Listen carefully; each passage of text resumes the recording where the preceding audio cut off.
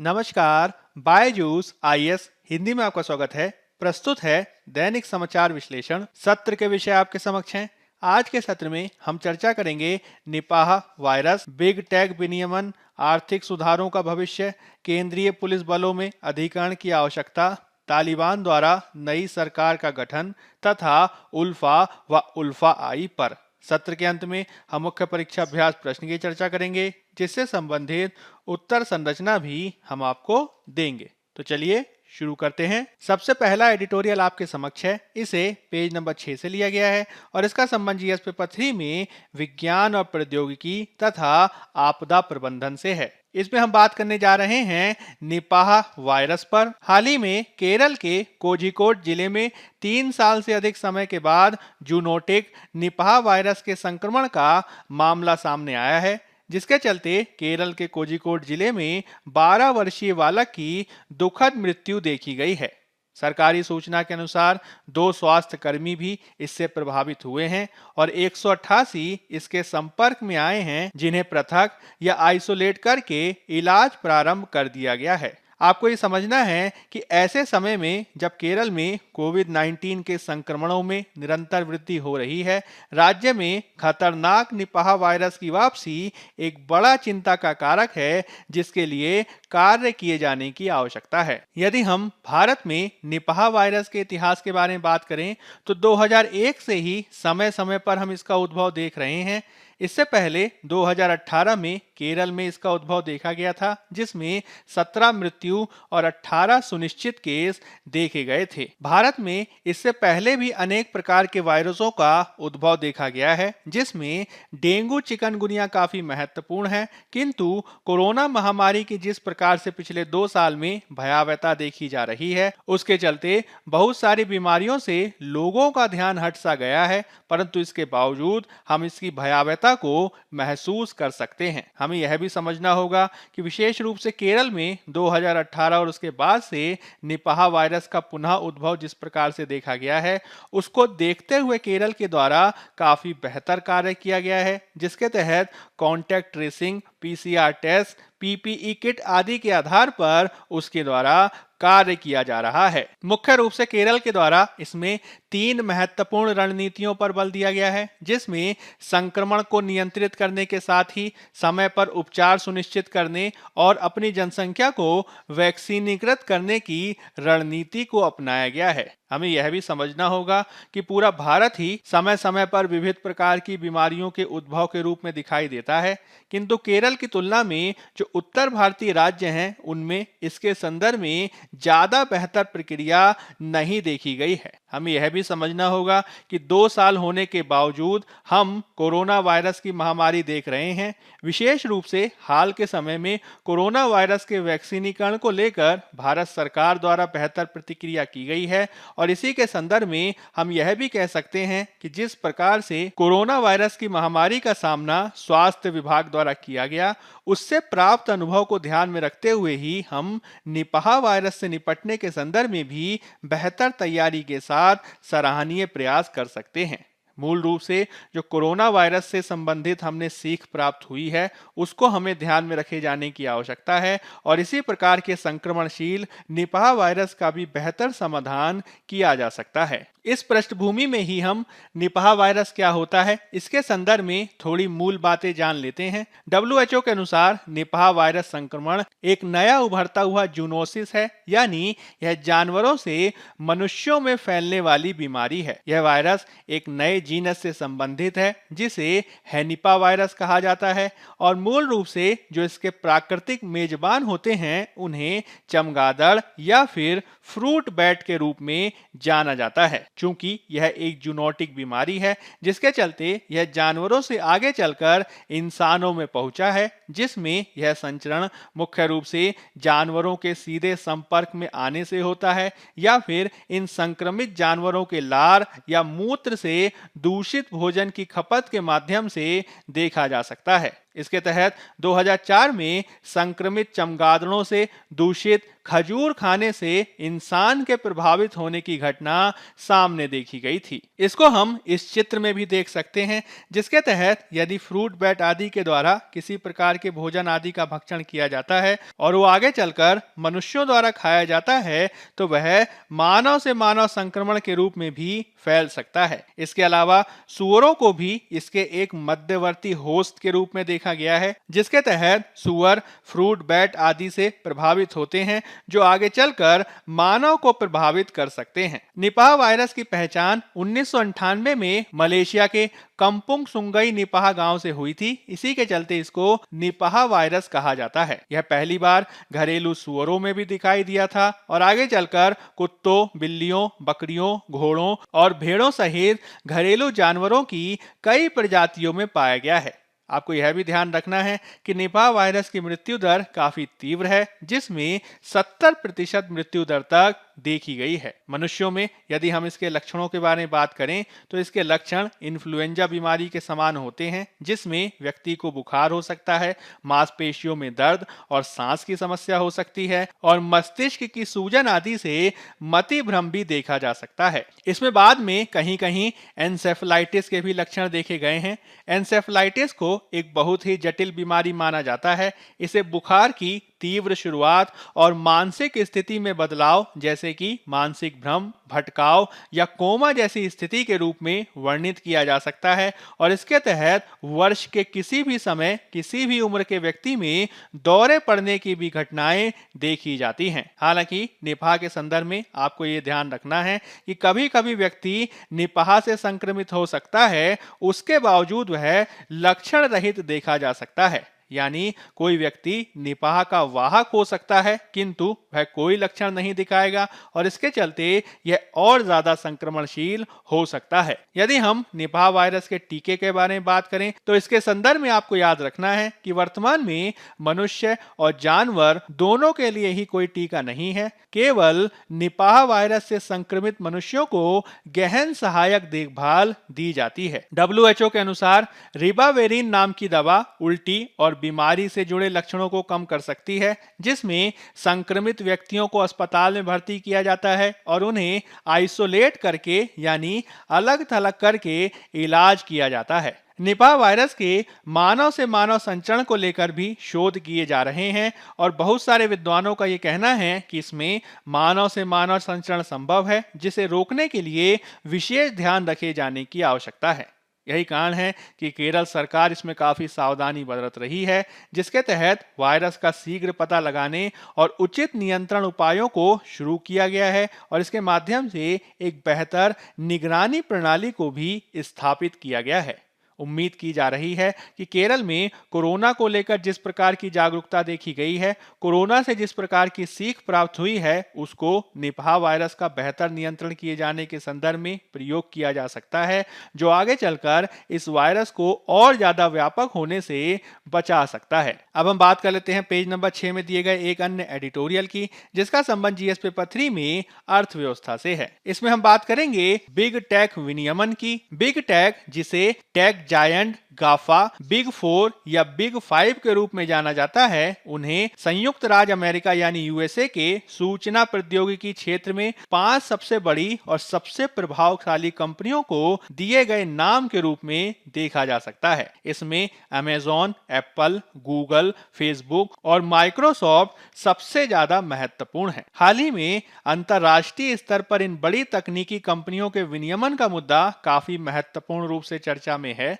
इसके संदर्भ में दक्षिण कोरिया के द्वारा हाल ही में एक नवीनतम कानून लाया गया, जिसके माध्यम से गूगल और एप्पल आदि के द्वारा प्रबंधित किए जाने वाले ऐप स्टोर में किसी भी ऐप को इस बात के लिए बाध्य नहीं किया जा सकता है कि उसके द्वारा गूगल या एप्पल के पेमेंट सिस्टम का ही प्रयोग किया जाएगा और ये एक रूप में गूगल और एप्पल के प्रभुत्व को कम किए जाने का प्रयास है। आपको इस बात का ज्ञान होगा कि गूगल और एप्पल के द्वारा प्ले स्टोर और एप्पल स्टोर का विनियमन किया जाता है, जिसके तहत गूगल और एप्पल द्वारा विकसित किए जाने वाले विविध प्रकार के एप्लीकेशंस के अलावा उसमें दूसरे कंपनियों के भी हजारों लाखों एप्लीकेशंस होते हैं। किंतु हाल में ही यह देखा गया है कि गूगल और एप्पल अपनी एकाधिकारवादी प्रवृत्ति का लाभ उठाते हैं और इसके तहत जो ऐप्स उस ऐप स्टोर में होते हैं उनको इस बात के लिए मजबूर किया जाता है कि वह किसी प्रकार का ट्रांजैक्शन या फिर पेमेंट किए जाने के लिए गूगल और एप्पल द्वारा विकसित किए गए पेमेंट मॉड्यूल का ही प्रयोग करेंगे। यानी अगर गूगल प्ले स्टोर में कोई ऐप किसी प्रकार का ट्रांजैक्शन करता है तो उसे गूगल पे का प्रयोग करना चाहिए, और यदि वह एप्पल स्टोर में है तो उसे एप्पल द्वारा विकसित किए गए पेमेंट मॉड्यूल का प्रयोग किया जाना चाहिए। किंतु इसको लेकर काफी विवाद हुए हैं। यही कारण है कि अब उसके विनियमन को लेकर कार्य किया जा रहा है। ऑस्ट्रेलिया के द्वारा भी इसके संदर्भ में कानून बनाकर इंटरनेट प्लेटफॉर्म्स जैसे कि गूगल आदि के द्वारा मीडिया कंपनियों के कंटेंट का प्रयोग किए जाने की स्थिति में उन्हें भुगतान किए जाने के लिए बाध्य किया गया है। यूरोपियन यूनियन द्वारा भी कानून के मसौदे के माध्यम से ऐसी बड़ी कंपनियों को विनियमित किए जाने का प्रयास किया गया है जो इंटरनेट की दुनिया में प्लेटफॉर्म या फिर गेट कीपर के रूप में कार्य करती हैं। आपको ये समझना है कि इंटरनेट की दुनिया में गूगल और एप्पल आदि के द्वारा एक प्रकार के प्लेटफॉर्म के रूप में कार्य किया जाता है जिन्हें गेट कीपर भी कहा जाता है। इसके तहत आप गूगल प्ले स्टोर या फिर गूगल सर्च इंजन में जाते हैं और विविध प्रकार की सेवाओं का लाभ उठा सकते हैं। इसके तहत आप अन्य वेबसाइटों पर भी जा सकते हैं और इन प्लेटफॉर्म से यह उम्मीद की जाती है कि वह किसी वेबसाइट विशेष को लेकर ज्यादा आग्रह नहीं रखेंगे और उनसे निष्पक्षता की आशा की जाती है। किंतु हाल में उनको इस रूप में निष्पक्ष नहीं देखा गया है, जिसके चलते बिग टेक कंपनियों के विनियमन को लेकर काफी बातें कही जा रही हैं। मुख्य रूप से इसमें ऐप स्टोर का विवाद सबसे ज्यादा महत्वपूर्ण है, जिसके तहत उनके द्वारा प्ले स्टोर आदि ऐप स्टोर बनाए जाते हैं जिस पर विभिन्न कंपनियों के द्वारा अपने ऐप को प्रदर्शित किया जाता है। हालांकि इन प्लेटफॉर्म कंपनियों के द्वारा अनेक बार इन ऐप स्टोर का प्रयोग करके भुगतान किए जाने की स्थिति में गूगल या एप्पल द्वारा विकसित किए गए पेमेंट गेटवे का ही प्रयोग करने के लिए कंपनियों को बाध्य किया जाता है, जो इनके निष्पक्षता के सिद्धांत का उल्लंघन करता है। यह एक प्रकार से हितों के संघर्ष के रूप में भी देखा जा सकता है, क्योंकि गेटकीपर अथवा प्लेटफॉर्म से न्यूट्रलिटी की आशा की जाती है और यदि वह इस प्रकार की निष्पक्षता को छोड़कर स्वयं अपने द्वारा ही विकसित की गई कंपनियों को आगे बढ़ाएंगे तो निश्चित ही दूसरी कंपनियों के प्रति निष्पक्षता की आशा नहीं की जा सकती है। इस प्रकार से गूगल अथवा एप्पल के द्वारा जो इस तरीके से कार्य किया जा रहा है वह प्लेटफॉर्म की मूल भावना के विपरीत है, जिसके चलते अब उनके खिलाफ कार्रवाई की जा रही है। अमेरिका में भी पिछले महीने 3 सांसदों के द्वारा एक विशेष रूप से चर्चित एपिक गेम्स मामले में एक नवीन बिल लाया गया था। आपको ध्यान देना है कि एपिक गेम एक कंपनी का नाम है जिसको एप्पल के द्वारा अपने ऐप स्टोर प्लेटफॉर्म से बाहर कर दिया गया था। एप्पल के द्वारा एपिक गेम कंपनी पर यह आरोप लगाया गया कि उसके द्वारा अपने स्वयं के पेमेंट सिस्टम का विकास किया गया है और वह एप्पल के पेमेंट सिस्टम का प्रयोग नहीं कर रहा है। किंतु एप्पल द्वारा जो इस प्रकार का व्यवहार किया गया है वह प्लेटफॉर्म या गेटकीपर की मूल भावना के विरुद्ध है। यही कारण है कि अब एप्पल के विरुद्ध कार्रवाई की जा रही है। भारत में भी आप इस प्रकार के विवाद को देख सकते हैं, जिसके तहत कुछ समय पहले गूगल और पेटीएम के मध्य इस प्रकार का विवाद देखा जा रहा था। एप्पल पर भी इसी प्रकार का एक केस राजस्थान आधारित गैर लाभकारी संस्था टुगेदर वी फाइट सोसाइटी द्वारा दर्ज किया गया है और भारत के प्रतिस्पर्धा आयोग द्वारा भविष्य में इस पर जांच की जा सकती है। बिग टेक कंपनियों के इस प्रकार के प्रभुत्व को देखते हुए ही वर्तमान में सरकारें भी ये कोशिश कर रही हैं कि विशेष रूप से ऑनलाइन क्षेत्र में ई कॉमर्स आदि के क्षेत्र में स्वतंत्र कंपनियों को आगे बढ़ाया जा सके और इसके तहत सरकार बड़ी तकनीकी कंपनियों के एकाधिकार को कम किए जाने के तहत ऑनलाइन क्षेत्र में ई कॉमर्स कंपनियों के क्षेत्र में लोकतंत्रीकरण को बढ़ावा देने के लिए एक ओपन नेटवर्क का विकास कर रही है। हालांकि इसमें कुछ और ऐसे सुझाव हैं जो बिग टेक को विनियमित करने के संदर्भ में दिए जा सकते हैं, जैसे कि भारत में मुख्य रूप से आईटी एक्ट और प्रतिस्पर्धा कानून 2002 के माध्यम से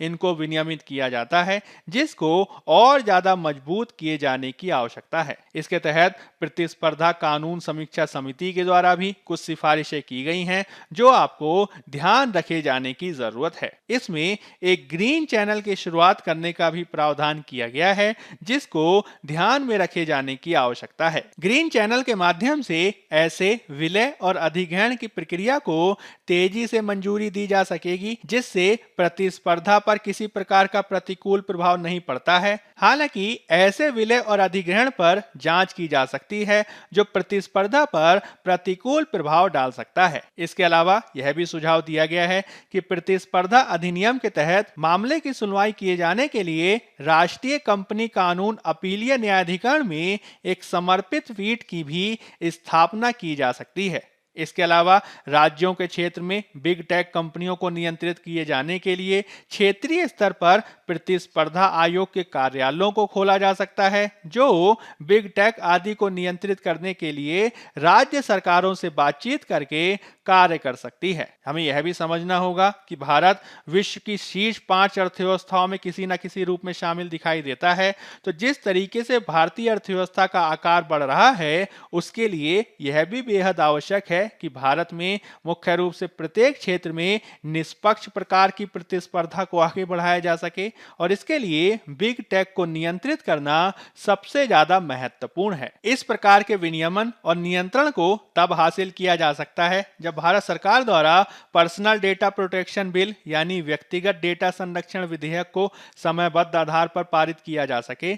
इसके अलावा प्रतिस्पर्धा कानून समीक्षा समिति की सिफारिशों को भी लागू किए जाने की आवश्यकता है। अब हम बात कर लेते हैं पेज नंबर 6 में दिए गए एक अन्य एडिटोरियल की, जिसका संबंध जीएस पेपर 3 में अर्थव्यवस्था से है। इसमें हम बात करेंगे आर्थिक सुधारों के भविष्य पर। हमारे द्वारा 1 जुलाई 2021 के डेली न्यूज एनालिसिस में भारत द्वारा प्रारंभ किए गए एलपीजी सुधारों के इतिहास पर चर्चा की गई थी, जिसे आप देख सकते हैं। भारत के द्वारा 1991 से ही अर्थव्यवस्था में नवीन सुधारों को अपनाया गया है, जिसके तहत भारत द्वारा अपनाए गए एलपीजी सुधार सबसे ज्यादा महत्वपूर्ण है। इसके माध्यम से अर्थव्यवस्था में उदारीकरण, निजीकरण और वैश्वीकरण को बढ़ावा दिया गया। हालांकि 30 साल होने के पश्चात कोरोना महामारी के काल में जिस प्रकार से भारतीय अर्थव्यवस्था की सुभेद्यता नजर आई है, उसके संदर्भ में हमें आर्थिक सुधारों को देखते हुए कुछ नवीन सुधारों को किए जाने की आवश्यकता महसूस की जा रही है। इसके तहत हमें मानव संसाधन के विकास पर बल देने के साथ ही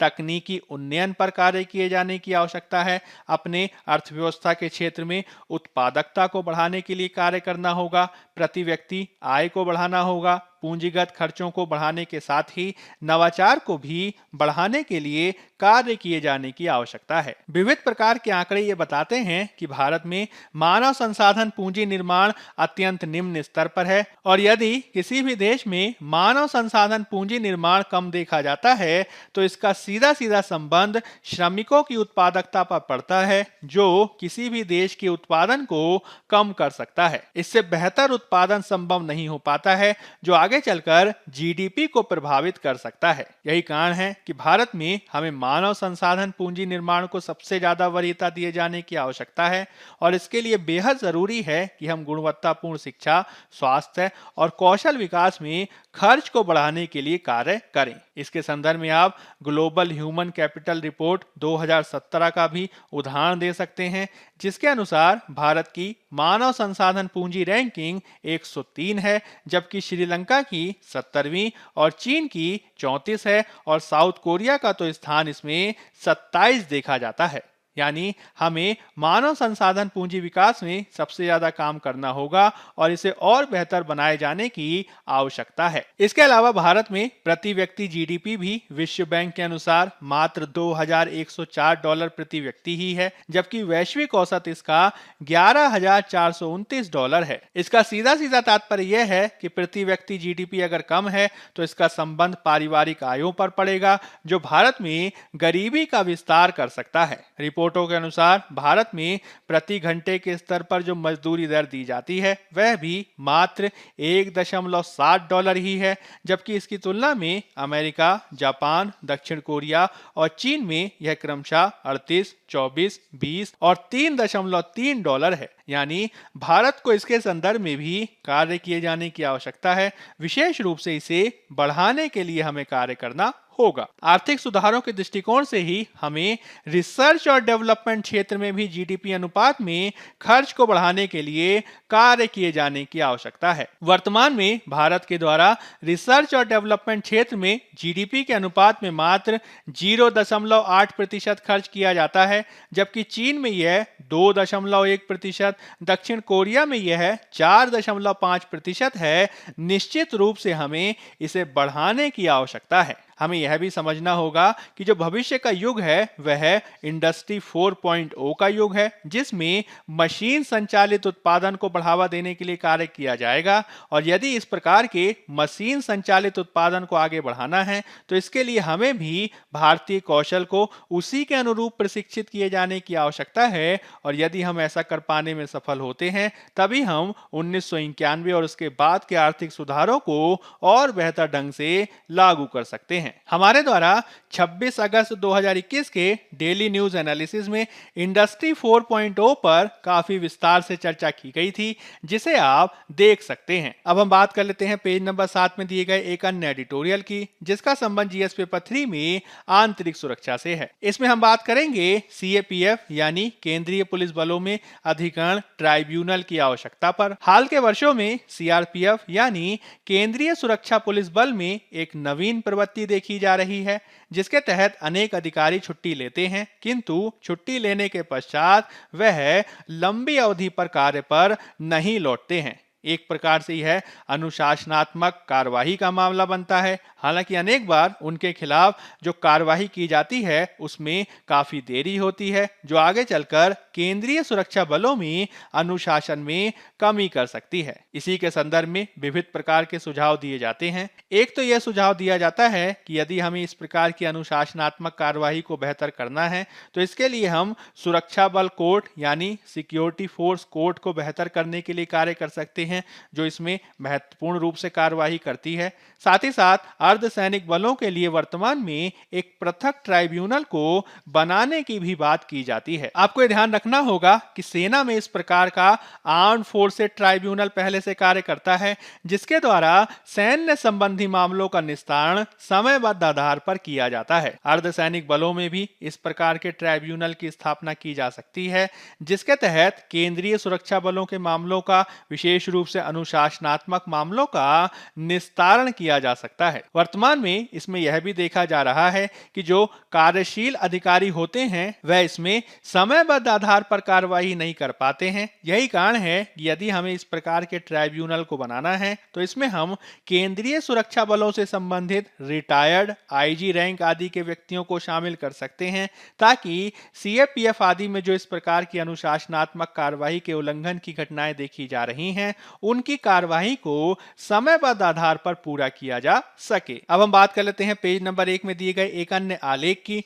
जिसका संबंध जीएस पेपर 2 में आईआर से है। इसमें हम बात करेंगे तालिबान द्वारा नई सरकार के गठन की। तालिबान द्वारा नई सरकार का गठन किए जाने के संदर्भ में काफी लंबे समय से प्रक्रिया देखी जा रही है और हमारे द्वारा इससे पहले भी 4 सितंबर 2021 के डेली न्यूज एनालिसिस में इसको लेकर चर्चा की गई थी, जिसे आप देख सकते हैं।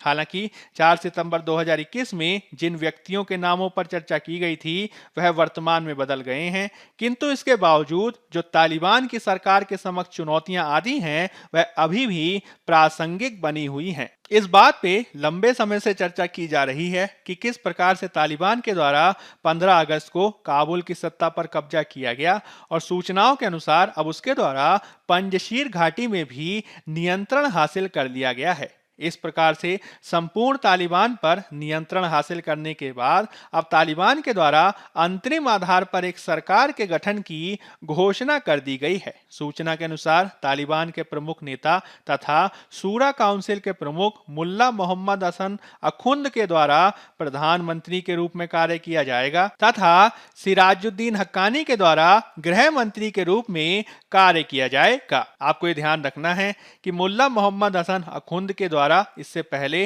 पूर्ववर्ती तालिबानी शासन यानी 1996 से 2001 के काल में भी उप विदेश मंत्री के रूप में कार्य किया गया था। हालांकि अखुंद को संयुक्त राष्ट्र में ब्लैकलिस्ट किया गया है। इसके अलावा आपको सिराजुद्दीन हक्कानी के संदर्भ में ध्यान रखना है कि वह हक्कानी नेटवर्क का प्रमुख नेता है, जो एक महत्वपूर्ण आतंकवादी संगठन है जिसके द्वारा 2008 और उसके बाद के कालों में भारतीय हितों पर काफी चोट की गई है। आपको यह भी ध्यान रखना है कि सिराजुद्दीन हक्कानी वर्तमान में तालिबान का डिप्टी भी है और इस प्रकार से यदि सिराजुद्दीन हक्कानी के द्वारा गृह मंत्री के रूप में कार्य किया जाता है तो इससे निश्चित ही भारत के अफगानिस्तान के हितों में हानि हो सकती है। इसके अलावा तालिबान के सह संस्थापक अब्दुल गनी बरादर के द्वारा उपनेता के रूप में कार्य किया जाएगा, जिसके द्वारा पहले तालिबान के राजनीतिक कार्यालय के प्रमुख के रूप में कार्य किया गया था। इसके अतिरिक्त तालिबान का संस्थापक और सुप्रीम लीडर मुल्ला उमर का पुत्र मुल्ला याकूब को रक्षा मंत्री के रूप में नियुक्त किया गया है। तालिबान का ये कहना है कि सरकार का निर्माण अभी पूर्ण नहीं हुआ है और आगे चलकर इसमें और भी मंत्रियों को शामिल किया जा सकता है। सरकार लगातार इस बात पर जोर दे रही है कि किस प्रकार से अफगानिस्तान में इस्लामी शरिया कानून के अनुसार शासन किया जाएगा। हालांकि इसमें लगातार चुनौतियां बनी हुई हैं जो निवारित की जानी बाकी हैं। अब हम बात कर लेते हैं पेज नंबर 1 में दिए गए एक अन्य आलेख पर, जिसका संबंध जीएस पेपर 3 में आंतरिक सुरक्षा से है। इसमें हम बात करेंगे उल्फा तथा उल्फा आई पर। सबसे पहले हम उल्फा के बारे में जानकारी प्राप्त करते हैं। उल्फा, जिसे United liberation front of Assam यानी उल्फा कहा जाता है, वह असम में सक्रिय एक उग्रवादी संगठन है। यह एक सशस्त्र संघर्ष के माध्यम से समाजवादी असम का एक स्वतंत्र राज्य स्थापित करना चाहता है। मूल रूप से इसकी स्थापना 1979 में परेश बरुआ के द्वारा की गई थी और आगे चलकर इस संगठन के द्वारा 1983 में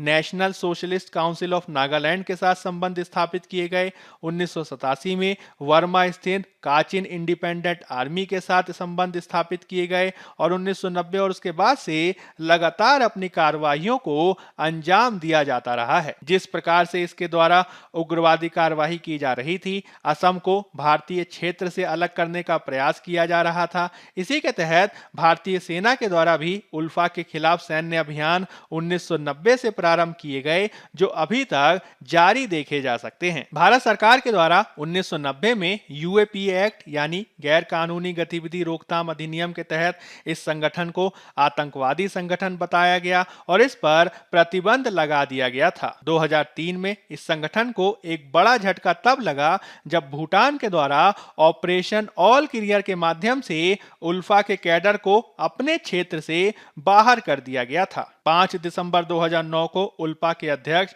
और उप कमांडर इन चीफ को भारतीय हिरासत में ले लिया गया। 2011 में बांग्लादेश में उल्फा पर एक बहुत बड़ी कार्रवाई की गई, जिसने उल्फा नेताओं को वार्ता पर लाने के संदर्भ में काफी सहायता की थी। जनवरी 2010 में उल्फा ने रुख को नरम किया और भारत सरकार के साथ बातचीत के लिए एक शर्त के रूप में जो उसके द्वारा स्वतंत्रता की मांग की जा रही थी, उसको छोड़ दिया था। जिस प्रकार से भारत सरकार लगातार उल्फा पर दबाव डाल रही थी, इसी के चलते 3 सितंबर 2011 को असम सरकार, भारत सरकार और उल्फा के बीच एक समझौता हुआ, जिसके तहत उल्फा के खिलाफ जो कार्रवाई की जा रही थी उसको सस्पेंड कर दिया गया ताकि बातचीत को आगे बढ़ाया जा सके। 2009 से 2018 के बीच उल्फा के पूरे नेतृत्व को या तो पकड़ लिया गया है या सरकार के सामने आत्मसमर्पण करा लिया गया है और सभी उल्फा बटालियनों को भी भंग कर दिया गया है। केवल परेश बरुआ को छोड़कर वर्तमान में इसका कोई भी कमांडर नहीं है और परेश बरुआ के द्वारा लगातार संघर्ष को आगे बढ़ाया जा रहा है। परेश बरुआ, जिसे परेश असम के रूप में भी जाना जाता है, वह वर्तमान में United liberation front of Assam independent यानी उल्फा आई का वाइस चेयरपर्सन और कमांडर इन चीफ है। उसे अप्रत्यक्ष रूप से चीन का समर्थन हासिल है और वो वर्तमान में म्यांमार चीन सीमा के पास अपने चीनी सुरक्षित आश्रय में रह रहा है। हाल ही में उल्फा आई के दृष्टिकोण में नरमी देखी गई है, जिसके द्वारा मई में संघर्ष विराम की घोषणा की गई, जो अब तक जारी रह रहा है। हाल ही में मध्यस्थता के लिए उसके द्वारा असम के मुख्यमंत्री से बात किए जाने का प्रस्ताव रखा गया है। हालांकि परेश बरुआ लगातार भारत सरकार पर यह आरोप लगाता है कि भारत सरकार ने 2012 में उल्फा में मतभेद डाले थे और इसके चलते इसे तोड़ दिया गया था। अगस्त 2012 में उल्फा में मतभेद देखे गए थे, जिसके तहत उल्फा के तत्कालीन चेयरपर्सन अरविंद राजखोवा के द्वारा सरकार से